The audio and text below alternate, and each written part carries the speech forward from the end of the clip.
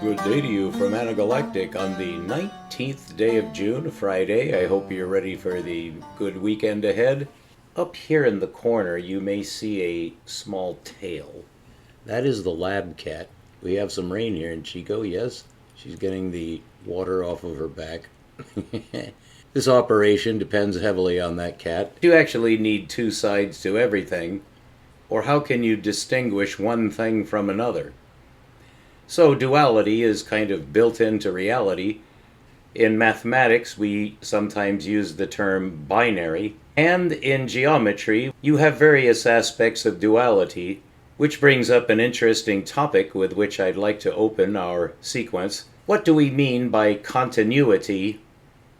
Continuity would be distinguished from something else, which is non-continuity. That is at the forefront of science right now, a virtually philosophical concept, although you could reduce it to a logical concept, which is always preferable. So what do we mean by continuity? The Google search engine has something called AI Overview.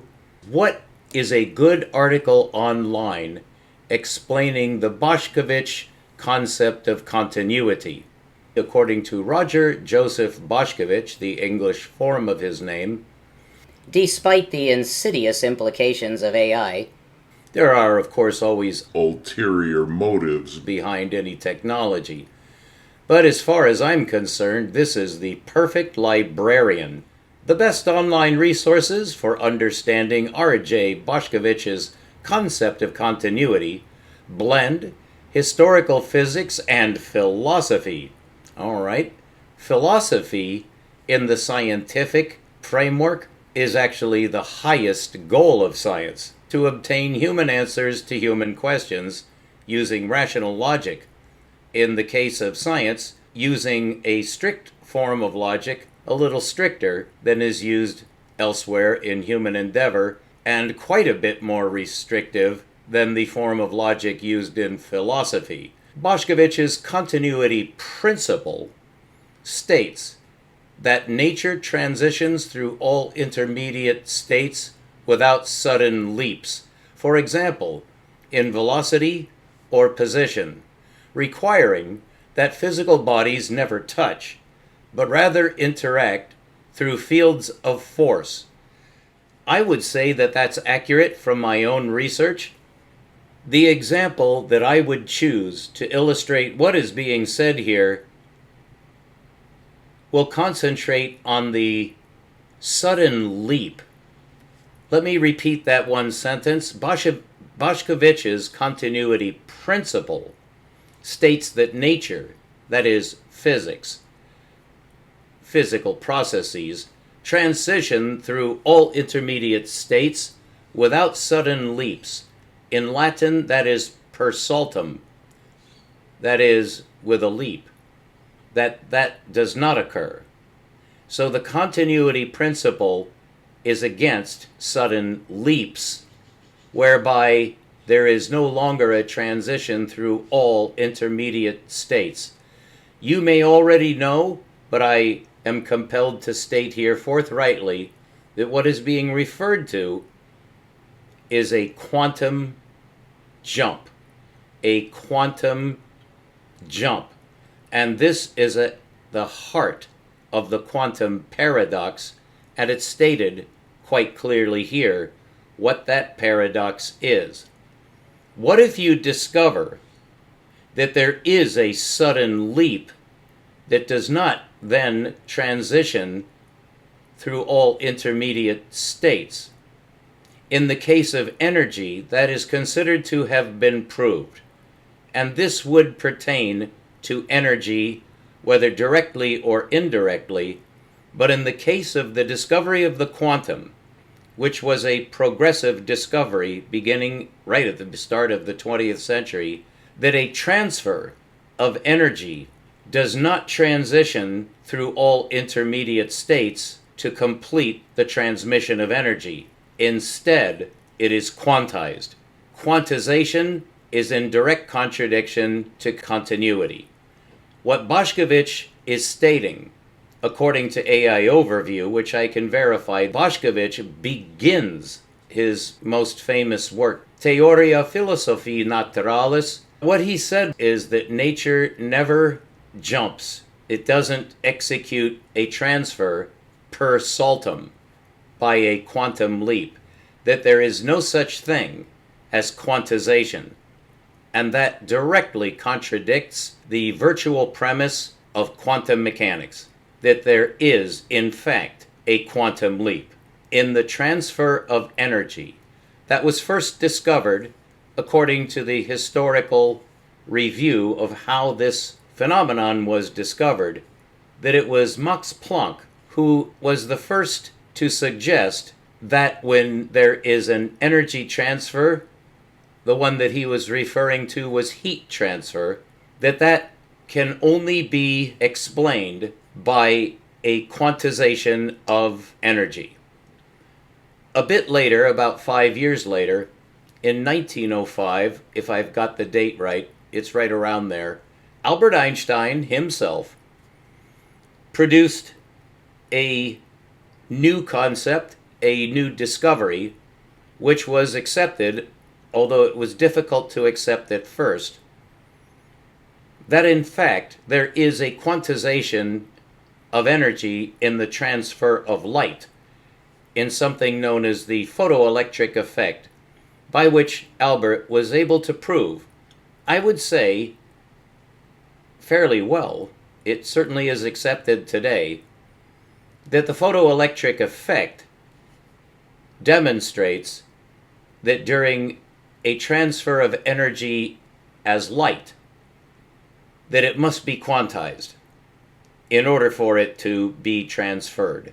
So that contradicts Bošković's continuity principle, whereby he says, and this introduces another context to the problem, what he said, according to AI Overview, is that physical bodies never touch.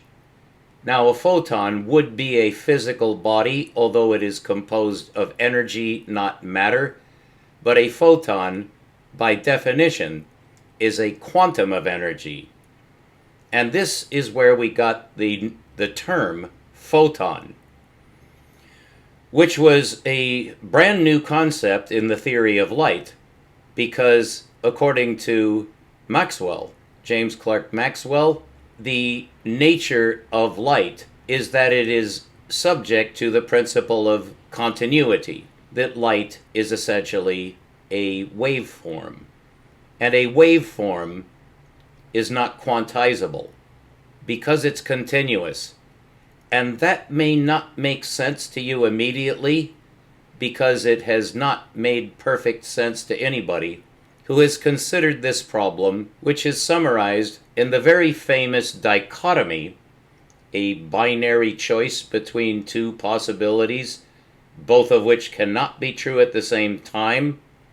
Either light is a wave, or it is a particle. The current state of theory on that, somewhat either undecided or paradoxical, however you wish to say that, is that light exhibits both properties such that it can be proved that light is a waveform, but under other circumstances that do occur and can be measured, light does not behave as a waveform. It is certainly a particle, which is a quantum of energy.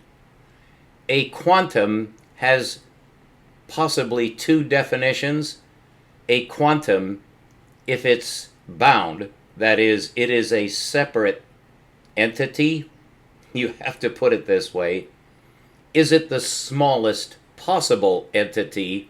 In this case, would a photon necessarily be at a certain energy level?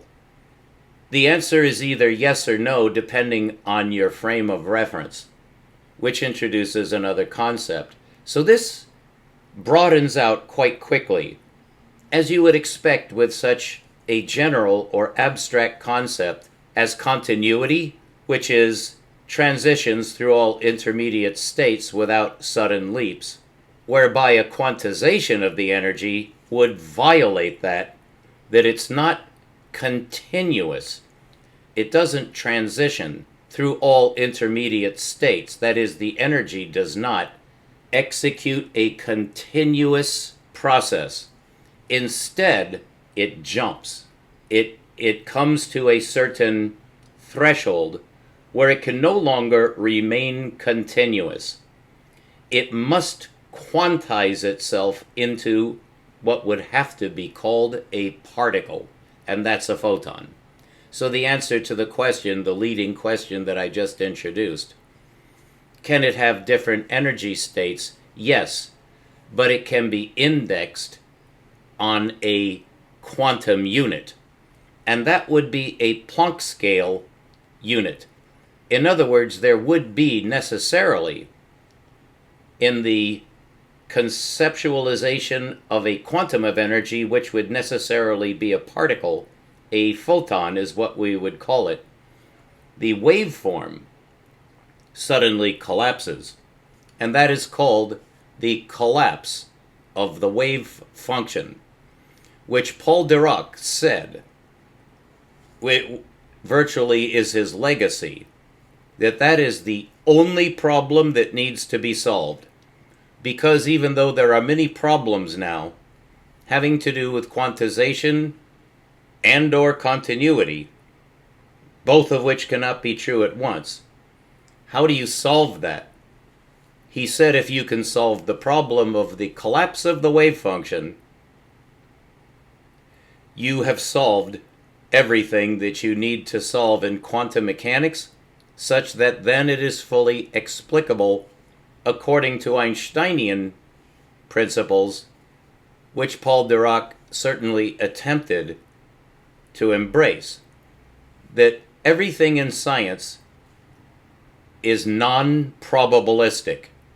However, the current state of quantum mechanics, according to the Bohr theory, is really a framework, the Bohr framework, which is considered now, certainly since 2022, as having been proved sufficiently that there is definitely a violation of special relativity.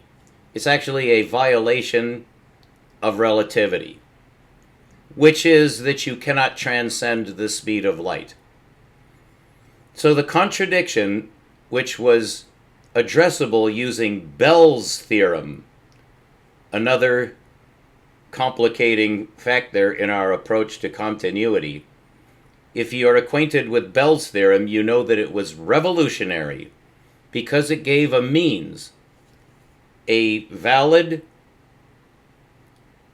formalizable, that is, you can use an equation to decide if I shouldn't say special relativity, just relativity, either special or general, that you cannot violate the speed of light.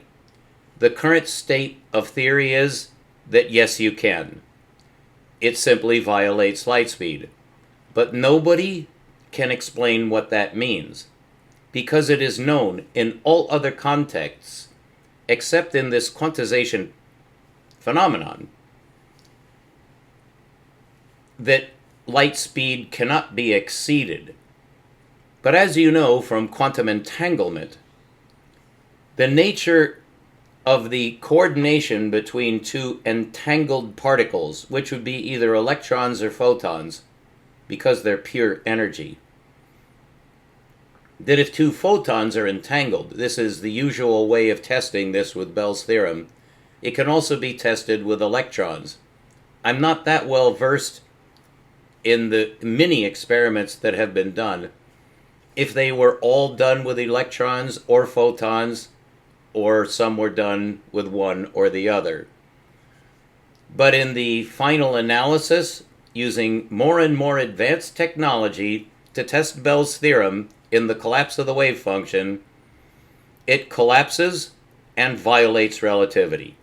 And that is the current state of knowledge insofar as it's formulable in this strange paradoxical situation where energy is normally, I should say traditionally, certainly up until the time of Max Planck and Albert Einstein at the turn of the 19th to the 20th century, energy was continuous. It can't be quantized. It flows.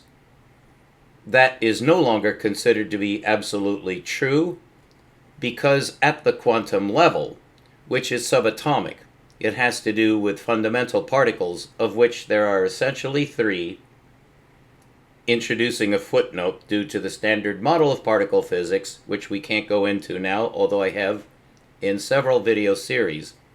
There are three fundamental particles, two of which are atomic, and the other is the photon. So there is the proton, which has a footnote to it because it has a neutronic state. The proton and neutron are virtually identical except for what is called charge, where the proton has what is conceived to be a positive charge, whereas the neutron has no charge. But otherwise, they're identical particles in all senses, with the usual footnote. The electron conjugates, and I'll use that in a general sense until we can be more specific what I mean by conjugation. In the atom, we know that the proton core, and I'll simply say protons without reference to the neutrons for now, but in the simplest form of an atom, you have one proton, which is of course at the center of a system, which system becomes apparent when there is an electron that binds with the proton. And the way the electron binds with the proton is at a fixed radius, which is consistent throughout the universe as far as we know. And it is reasonable to say, according to everything we do know, that one proton and one electron establish a fixed relationship that can be conceived of as a fixed radius in a spherical system. And that introduces my work, my research, into spherical geometry, which of course would apply to this situation, since a simplex hydrogen atom, as it is called, exhibits this spherical relationship where the electron, as it approaches a proton, executes a right angle transition into another state. The electron, as it approaches the proton, can be conceived of as an independent particle, although it doesn't have the same structure as the proton. Quite obviously not. But they are individual units. The proton definitely occupies space because it makes a position. But the electron has what would have to be called a virtual position in space because its radius cannot be measured. However, once the electron reaches a specific radius, which is, here comes the lab cat. She is meowing. I have to interrupt this for a moment. The lab cat has appeared here, and her tail may appear. Oh, there's her head. She's looking for love. She is still covered with a bit of rainwater. It is currently raining here, believe it or not, in Northern California. And she is telling me, in her feline way, that perhaps it's time to rest. So I'm going to put this on pause and tend to the other member of this institute whose services are certainly highly coveted. We'll be right back. Very well, we're back. The matter was easily resolved. You may be able to hear in a moment that the lab cat is eating her crunchies. So it was a simple matter to resolve. She was asking for some more food. That has been attended to, and she is currently chowing down, which is very good. Always remember, there's a moral here. Life always takes precedence over science. If your work is interrupted for something that has to do with life, of course it's a difficult decision whether to interrupt your work in order to attend to life. always give precedence to life. And there's an extension to that moral, that science serves life. It's not the other way around. So we're done with the AI overview, but we're not done at all with exploring Bošković's continuity principle, which he says is inviolable. He is opposed to quantum mechanics. He says that it does not exist. How was he able to even state this when the concept of quantum mechanics had not yet been discovered? He got a correct diagram for the Bohr atom a century and a half before any particle was discovered. But today, we have been blessed by the lab cat. We will continue with our exploration of the Bošković continuity principle, where I will show you geometrically what he sought to prove, and I can now prove that he was right. And this will entail a change in perspective in quantum mechanics.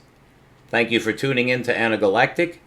We are still a couple of minutes under a full half hour for this particular video.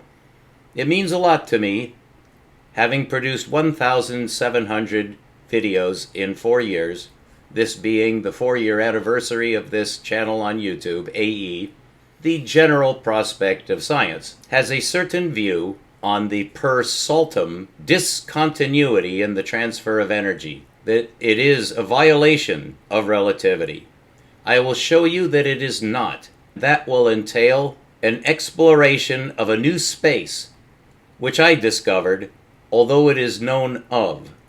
And it can only be given a characteristic, for now, imaginary. I have been careful to point out that when you're talking about infinity, you're talking about something that is imaginary. That doesn't mean that it's unreal, and you can tell right away that that's a restatement of the quantum paradox. Is imaginary space real or not? Very difficult to decide using broad-based philosophy, although that has been attempted by Bohm and by others. What we want is an exact geometric formulation of what occurs between the electron and the proton, which I consider to be the basis of all quantum mechanics, and now I can prove it, entailing an adjustment to the linear number system, and we'll be right back. Thank you for tuning in to Anagalactic. Stay tuned. We'll be back later today.